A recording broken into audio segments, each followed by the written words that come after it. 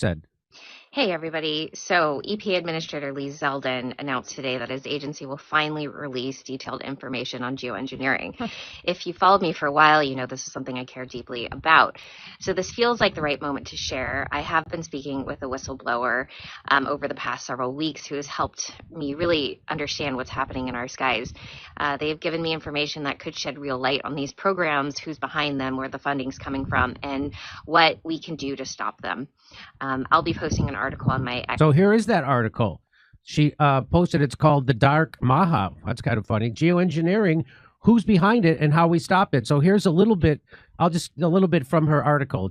It's a long article, a lot of info. She said, I've been in contact with a government whistleblower, an individual who has held high-level security clearances and has spent over a decade consulting directly with major federal agencies. Their experience spans the Department of Defense, the Department of Energy, NOAA, and the intelligence community. They told me that despite President Trump's 2020 directive to halt taxpayer-funded climate change initiatives, federal grants for solar radiation management, called SRM, and stratospheric aerosol injection, SAI, and other geoengineering technologies are still being issued. The programs haven't stopped. They've just been rebranded.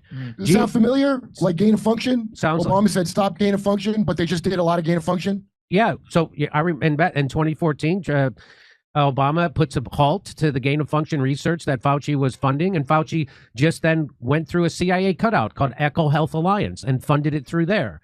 So this sounds very similar, right? So again, you don't live in a democracy, you live in an oligarchy, and they're going to do what they want because voting isn't going to stop this. Geoengineering is now commonly called climate intervention. SRM is now referred to as solar radiation modification. SAI is now stratospheric aerosol intervention. These semantic shifts aren't scientific. They're strategic. They're designed to obfuscate the truth and shield these programs from Freedom of Information Act or FOIA requests, media scrutiny, and public opposition. So do you concur with that, Dane? Do you see this semantic sleight of hand happening?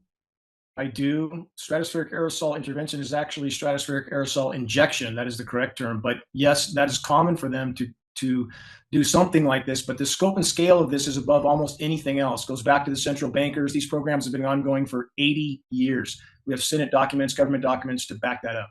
Well, a question. I thought that it was like 1928 or something is when they started doing like the fog testing, fog by affecting the weather. Am I Yes. okay? Am I not doing the math right? But it's like 1928. I thought. But that's not this. Oh, okay. I see what you mean. Solar radiation management, those are defense purposes. The screen curtain, those go back further, even patents before 1920. But SRM operations appear to have first been fully deployed over the polar regions immediately after World War II. So right about 80 years. And again, ramped up since then. And Jimmy, Kurt, you guys have seen every picture we've seen of the polar regions since we were kids. There's always this featureless sky, right? Mm. I mean, we just take for granted that that's what the polar regions look like. Yeah. No, that's how long they've been hampering the system. That's SRM. It's been going on that long. And we know they were beta testing during World War II because we found military footage of the B-17 bombers flying in formation that everybody assumes that's just a giant condensation trail. We found footage of them filming an aircraft above them, all in formation, shutting that trail off like it's been cut with a knife. Did that plane fall out of the sky? Did his engines turn off? No, they were beta testing. So again, we don't know what was what in World War II. They were certainly testing. They certainly deployed after World War II. So when they say stratospheric aerosol intervention, you say it's injection. What are they injecting into the stratosphere with aerosol? Highly toxic nanoparticles, aluminum, barium, strontium, manganese polymer fibers, surfactants. And as far as the term, and this is where semantics has come into this equation, we know that because we sued one of the most prominent climate scientists on this issue who's trying to hide it, Dr. Douglas McMartin, works for MIT, Carnegie, Caltech, because he was trying to play the game of semantics saying, well, this isn't happening in the stratosphere, therefore it can't be geoengineering. And again, game of semantics. So the bottom line is the stratosphere over the polar regions, it is happening there because the stratosphere is lower. It can be as low as 23,000 feet. Here, where we're at mid-latitudes, it's being done in the troposphere. So their game of semantics was our definition of geoengineering is stratospheric. This is tropospheric. Therefore, it can't be geoengineering. It's ludicrous. This whole thing is ludicrous. Again, they're spraying us like lab rats, Jimmy. Yes, and we'll get Never to stopped. We'll Never stopped doing it. Never stop. and we'll get to the effects of what those nanoparticles have on your body, one of them being Alzheimer's. Yes. The whistleblower provided me with federal grant data showing millions of taxpayer dollars flowing to universities under these new labels. One organization stood out, the University Corporation for Atmospheric Research, or UCAR. What a great name for environmental awareness organization. UCAR? Just think how big brains are in these think tanks. Don't think. This nonprofit consortium of 130 colleges and universities manages the National Center for Atmospheric Research on behalf of the National Science Foundation. So just like how Fauci was able to control the research at all the colleges because he held the purse strings, and he was able to control all the scientists at colleges and universities that do the most important work, it seems like they're doing the same thing with this. 130 colleges and universities managed by, so UCAR has received more than $230 million in direct federal awards, yet much of the documentation about their work is inaccessible without an internal login. Even so, their public-facing pages and scientific papers reveal clear participation in stratospheric aerosol assessments and other geoengineering research. Here, I just want to show you a video she included in her article.